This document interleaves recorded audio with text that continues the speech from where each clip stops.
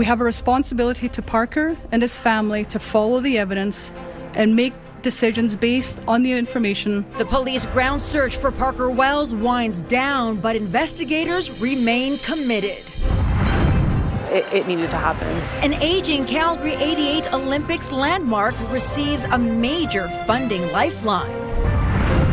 You only live once. And YouTubing her rare medical diagnosis journey. Why this Calgarian is determined to help others. CTV Calgary, local breaking news with Camilla DiGiuseppe. Good evening. Calgary police are ending the large-scale ground search for Parker Wells. The 11-year-old Calgary boy has been missing for 12 days. And even though the search has been exhaustive, police are not giving up hope. Tommy Osborne reports. After 12 days scouring the city for missing Parker Wells, police are ending the active ground search. We are not giving up. Our approach is changing, but our resolve to find answers for Parker and his family is not. We will continue to follow up on tips, re-examine evidence, and pursue any new leads that emerge. If new information identifies an area requiring additional search activity, we are prepared and ready to respond. It's a case that sits heavily on the community's mind, including Cody Whatmo, who could possibly be the last person to have seen Parker. I see his face when I go to bed, because with the not knowing that day, and same with the guys not knowing anything that was going on, it kind of hurts. It would hurt anybody because you're thinking what you could have done, but at the time being, he was only gone from the home for an hour. As part of the search, police have also pored over hundreds of videos and followed up on more than 600 tips, on top of walking close to 8,700 kilometers in the ground search. That's the distance from Calgary to Rome. We have not ignored the idea that there could be something criminal in nature. Police say around 5,000 missing people are reported a year, and 99% of those end with the person being found safe, making Parker's case deeply unusual. It is our sincerest hope that Parker is still alive. But realistically, every day that goes by makes that hope less likely. Officers will still be physically searching, but not in the numbers we've seen so far. We don't search just for the sake of searching. We look for the investigation to lead that search. And if the investigation leads to another area that we ought to be searching, of course we will. Tommy Osborne, CTV News, Calgary. Police say they still have hundreds more videos to go through, and the number of investigators is not changing, but officers will now be sent to pinpoint locations based on new information. The search continues for a missing 81-year-old hiker in Waterton Lakes National Park. Bob Toothill was expected to arrive in Coleman on July 22nd, but has not been seen since July 19th. Toothill told family he was planning to arrive in the Crow's Nest Pass on July 22nd after hiking the Great Divide Trail, but he never arrived. On July 23rd, family alerted Parks Canada and RCMP, and search and rescue operations began. His last known location was Roe Lakes Trail on July 19th. Parks Canada members are concentrating search efforts in the western portion of the national park, while Southwest Alberta Regional Search and Rescue is conducting searches in areas outside the park. Aerial resources have also been brought in to help. Toothill may be wearing dark blue shorts or pants, light blue shirt, and a gray backpack. If you have any information about where he might be, you are asked to call RCMP or Crime Stoppers. Albertans will soon be able to book and pay for some medical imaging without first getting a doctor's referral. The province says it will add choice and capacity, but critics warn it could lengthen public wait times. Kevin Green with more. Starting Friday, Albertans can self-refer for a handful of diagnostic procedures, but they'll have to pay for it themselves. Starting July 31st, Albertans will have the option to access diagnostic screening tests, including ultrasounds and X-rays, MRIs, and CT scans to start, directly through participating providers. The change removes the need for a doctor or nurse practitioner to order the initial test. If a new cancer diagnosis is found, the province may reimburse the cost, but private insurance must be used first, with the province acting as the payer of last resort. Patients will have a full year from the date of diagnosis to submit the reimbursement application. There's also no guarantee the public rate will cover what a patient paid. The Centre for Policy Alternatives says the plan is designed to push more people towards private insurance. People will be encouraged to take out private health insurance, to pay privately for care. The private market for healthcare can only exist if the public system deteriorates to the point where people can't access care in a timely manner. Legal experts say the plan could find Alberta in conflict with Ottawa over the principles of the Canada Health Act. Historically, Canadian healthcare has been premised on this idea that you access services based on your need rather than your ability to pay. The government says doctor-ordered tests will remain publicly funded, and it believes its new plan will increase diagnostic capacity. We believe this approach can encourage investments in new clinics, modern equipment, and add additional diagnostic capacity here in Alberta. Officials estimate self-referrals could add about 50 to 60,000 exams a year. Radiologist Dr. Robert Davies says clinics will be ready. In the coming weeks, we will see these clinics continue to consult and develop strategies to support this new option for patients while ensuring that patient safety and publicly funded care are not compromised. Calgary Confederation MP Corey Hogan confirmed to CTV the federal government is reviewing Alberta's healthcare plan. He says Ottawa's position is that it must comply with the Canada Health Act, which he says means it has to have universal access and remain publicly funded, and that protecting the principle of universality will guide any federal review. Kevin Green, CTV News, Calgary. The new Ivor Strong Bridge is open to traffic. This morning, the new lanes opened over the Bow River in the southeast. All traffic has been switched to the new bridge while rehabilitation work happens on the old one. Once that work is complete, northbound lanes will use the old bridge and southbound traffic will use the new bridge. Both structures will have 4 lanes in each direction. According to provincial data, up to 180,000 vehicles travel Deerfoot Trail daily. Water levels at Chestermere Lake are getting back to normal after the canal that feeds it was closed Friday due to an oil spill. Residents say there was a noticeable drop in the canal and the lake's water levels over the weekend. The hydrocarbon spill was detected upstream within the region's irrigation canal system, and it was traced back to the City of Calgary's stormwater system. As a precaution, inflows to Chestermere Lake were temporarily closed down for containment and cleanup, while outflows remained open. Water levels are expected to be back to normal soon. Well, Rocky County has joined a number of counties across southern Alberta imposing fire restrictions as extreme heat and dry conditions persist. The fire advisory in Rocky County suspends all burning and fireworks permits. Burning is also banned in the county with some exceptions, including barbecues, a backyard fire pit that meets bylaw requirements, and recreational campfires in approved burn pits. There's also a fire restriction in Foothills County, south of Calgary, but right now there are no bans or advisories in Calgary itself. With the recent run of dry and hot weather, most of southern Alberta is under extreme fire danger, meaning fast-spreading, high-intensity fires are likely. Meanwhile, Alberta crews are helping out with wildfires across the country. The requests are coordinated by the Canadian Interagency Forest Fire Centre. More than 200 firefighters from Alberta and the Yukon are now being sent to BC.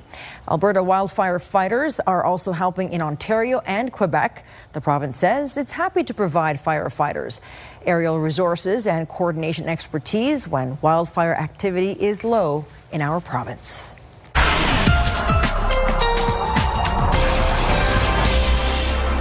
Danielle is in with our first look at the weather, and no relief in sight when it comes to those fire risks because the temperatures that we're going to see, it's going to get hotter and hotter from here. Yeah, and we're just going to add to the risk of wildfires in southern Alberta as we go through this long, dry, hot stretch. So excessive heat in many parts of southern Alberta. In fact, Lethbridge, for example, will be in the 30s for the next 5 days straight and getting into the high 30s by later this week. Calgary, we're going to be a little more reasonable in temperature, which is why we're not under a heat warning. One of the few places not under a heat warning at this moment in southern Alberta. All right, so 16 degrees to kick off the day at 8 a.m., getting up to a high of 30 in the afternoon. The winds will kick in the afternoon, gusting up to 50 kilometers per hour, which will actually help when things are so hot to feel a little nicer out there. Air quality health index will be low to moderate for tomorrow, but it will likely pick up and get smokier by the time we kick into Wednesday. That full hot long weekend forecast coming up. All right, Danielle, thank you so much. Sports infrastructure in Calgary is getting a multi-million-dollar boost. The Olympic Oval will undergo upgrades after securing funding from both the federal and provincial governments. And the renovations could help make major strides towards a potential Olympic bid. Jordan Canigan reports.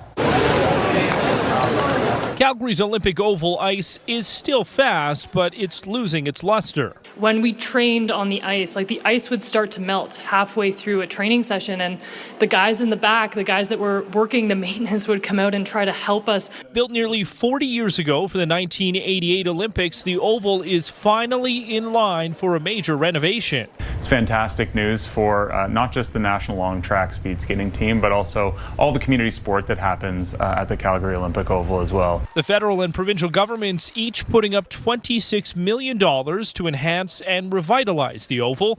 Electrical and mechanical components will be upgraded to replace its aging ice-making infrastructure.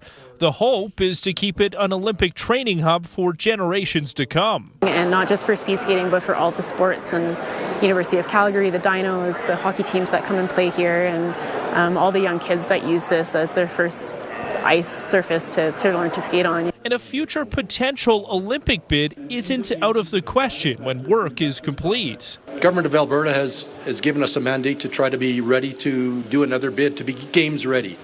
And of course, them stepping up and the country of Canada stepping up is going to put us in a position to at least be at a very much better position to make another bid. Something both levels of government seem supportive of so far. Our government is always open to the idea. We have conversations with federal government to see if it happens, what would it look like. I'm more than happy to work with all partners to look at future opportunities to host. Like I said, it's one of the pillars of our $1 billion sports strategy, and Canada is the greatest sport hosting nation in the world. Jordan Canigan, CTV News, Calgary. Now, some work will start next summer, but the bulk of construction will take place in January of 2028. The Oval will need to shut down during that time for several months. Well, just ahead, hanging up their boots after 30 years. The ownership group behind a Calgary nightlife institution says it's time to move on.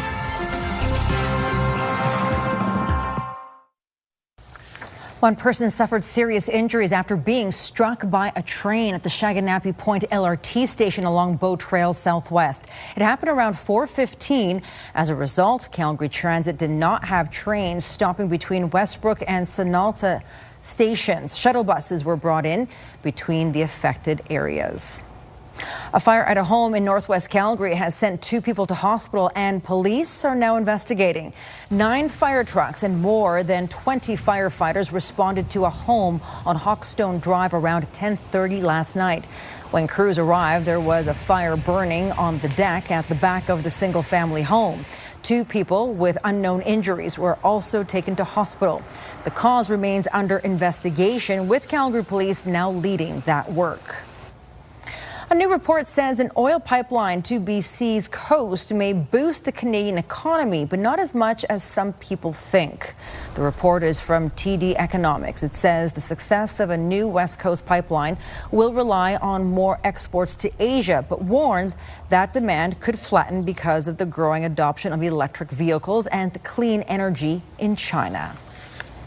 A downtown dance hall is shutting down after 3 decades. Penny Lane Entertainment announcing on social media Cowboys Dance Hall is closing after 30 years. A reason wasn't given for the closure, but they say they will turn their focus to growing the Cowboys Music Festival, creating new events at Cowboys Park, and strengthening their partnership with the city. Cowboys Casino will also be rebranded. The Cowboys Music Festival has come under scrutiny in recent years for noise levels, leading to an agreement with the city before this year's Stampede to reduce bass levels and lower overnight sound levels. A woman living with a rare medical syndrome is doing what she can to help others in a similar situation. Last April, Bethany D'Amico was diagnosed with Ehlers-Danlos syndrome, an illness that affects the collagen in her body, causing intense pain. Since then, she's posted dozens of videos on her Incurably Awesome YouTube page. Kevin Fleming has more. It's a daily routine for Bethany D'Amico. She gets all her medication and meals through a feeding tube. I have esophageal spasms. I have gastroparesis, colonic inertia, and small intestinal dysmotility. So that all resulted in a feeding tube. D'Amico lives with Ehlers-Danlos syndrome that impacts her joints, ligaments, tendons, and pretty much everything else in her body. The collagen is kind of like the glue that holds your body together. My glue is falling apart, so my body is kind of falling apart along with it. It's a daily challenge to stay positive when in constant pain, but D'Amico turned to sharing her story through videos on her YouTube channel called Incurably Awesome. My body is actually crashing right now. The pain is like an 8 out of 10, I would say, but I'm used to this amount of pain. And what am I gonna do? Lay in bed all day and feel sorry for myself? There's only so much that you can do before you stand up and say, hey, I need to live my life to the fullest and keep pushing forward.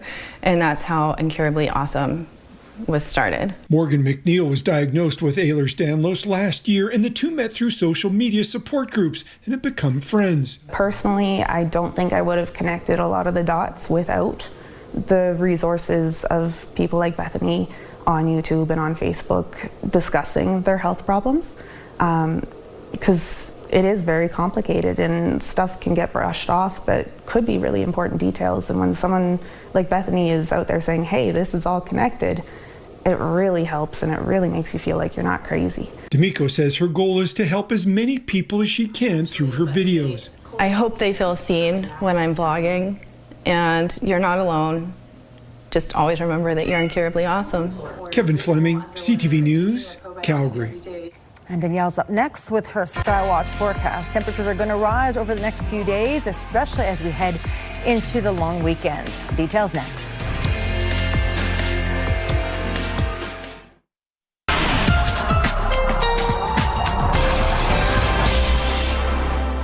Well, it's hot in southern Alberta today, and it will get even hotter later this week. In fact, most communities are under a heat warning. So the heat warning really extends from Bragg Creek over to Okotoks up to Chestermere, and over through Brooks and Medicine Hat, Lethbridge, Milk River. This is where we're going to see the hottest weather over the coming days. So daytime highs will be in those lower 30s up to the high 30s, and this is a 5-day stretch of the really hot stuff. Now for Calgary, we're going to be, and we are a little more regulated in our temperature, which is why we don't have the heat warning in place. So today's high was 28 in the city. You can see much hotter as you track towards the southeast, so 32 for Brooks and Medicine Hat. But Calgary will still be hot, and we'll get up to 33 by long weekend. All right, when we look at wind gusts, 50 kilometer per hour gusts in Medicine Hat, Lethbridge, Pincher Creek, closer to that 40 mark in Calgary. All communities have the chance of getting 50 kilometer per hour gusts for tomorrow afternoon. This is the weather pattern that we have been in for the last few weeks, pretty much, and we will continue to be in for all of this week and much of next week. So you can look at the jet stream in this lighter orange color here. The jet stream, number one, is mainly the storm track. So most of that active weather follows along the jet stream, the cloud cover, the storms, and that's why it has been really driving all of those storms into central Alberta. They've seen one after another for these last few weeks. Well, we've been more stable. So we've had a little bit of active weather sneak in, but overall, we've been way more stable in comparison to them. We're in this pattern for the rest of this week. This is going to allow that push of air, hotter air from the States. Also, because of all the sunshine and this basically bubble that's protective, we're looking at these temperatures building and building as we go here. Again, more reasonable heat for Calgary, but everywhere else pretty much in the south. Except for Calgary, Pincher Creek, Crowsnest Pass, we are looking at that heat really building throughout these next few days here. All that active weather, again, directed up and around us. So basically, Innisfail and north is where we're looking at seeing any sort of active weather in these coming days, really for the rest of this week. So there's not that to talk about. But look at the heat. So 30 degrees is our high for tomorrow. Air quality health index, low to moderate for tomorrow. We will likely get a little smokier on Wednesday and may even bump up to the high end of that air quality health index, which could carry into Thursday. It is hard to forecast smoke that far out, but just a heads up for Wednesday. 28 degrees is our high for Wednesday, 27 for Thursday. So hot, but not as excessively hot as everywhere else, where everywhere else will be in the south. But Friday, 30 degrees, and heading into long weekend on Saturday, 33 for a daytime high in the city. Danielle, thank you so much. Still to come, it's one way to grow your audience. Why a Calgary artist is taking his sculptures on the road and is asking for your feedback. A local sculptor is bringing his art to Calgary communities rather than having people drive to a gallery. Vahe Tokmejian represents Canada at sculpture symposiums all over the world, and his pieces are exhibited in a number of countries. Seeing how his work is embraced by people living around them inspired him to bring more of his art to them. Here's Kevin Fleming. He has about a dozen pieces that he's bringing to Calgary communities, and Vahe Tokmejian says he was inspired after watching people interact with one of his public art pieces called Dance, installed at Unity Park on International Avenue in 2021. That's when I thought, oh, I should use this idea and, take the sculptures to the different communities. And I'm happy that Calgary Arts Development supported that idea. Many of the pieces he brings are smaller versions of larger installations he's created at sculpture symposiums all over the world. Was in France, La Bresse in France. The sculpture symposium came with a given topic, upside down world, and I came up with an idea of upside down logic. A person carrying a donkey instead of sitting a donkey. Tokmejian grew up in Armenia, and his father and brother are also sculptors. He likes to work with mediums like wood and stone, but also incorporating other materials like glass. I like stained glass because it gives a sense of color to work with. And I like now to combine all these materials to achieve a better, impression. Tokmejian has already hosted 2 pop-up galleries, and many visitors are experiencing original art for the first time. And he said, this is not a fun sculpture. I can't see sadness inside. I said, oh, how interesting. And I said, well, I'm so glad that it triggers interesting feelings in you, and you probably can't explain it right away, but you sensed it. Tokmejian welcomes feedback from people and says many times it's a perspective he's never thought of. Kevin Fleming, CTV News, Calgary. Tokmejian's next show takes place at the Central Library for the entire month of October, and we have posted more information about the artist on our website. All right, that's it for us here at CTV News at 11:30. Thank you so much for watching. Stay cool out there. We'll see you soon.